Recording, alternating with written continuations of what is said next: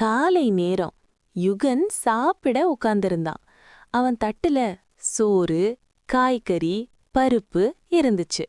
யுகன் முகம் சுளிச்சான். எல்லாமே சாப்பிடணுமா? அப்போ டக் டக்னு ஒரு சின்ன சத்தம். யுகன் தட்ட பார்த்தான். ஆச்சரியம்! அந்த உணவுகள் பேச ஆரம்பிச்சுது. காய்கறி சொன்னது, யுகன், நான் உனக்கு கண் நல்லா பார்க்க உதவுவேன், உடம்ப பாதுகாப்பேன். பருப்பு சொன்னது, நான் உனக்கு சக்தி தருவேன், தசைய வலுவாக்குவேன். சோறு சிரிச்சு சொன்னது, நான் இல்லனா நீ ஓடவும் விளையாடவும் முடியாது.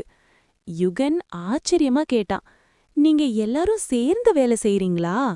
உணவுகள் ஒரே குரலா சொன்னது, ஆமா, இதுக்குத்தான் பேலன்ஸ்ட் ஃபுட் அப்படின்னு சொல்றோம்.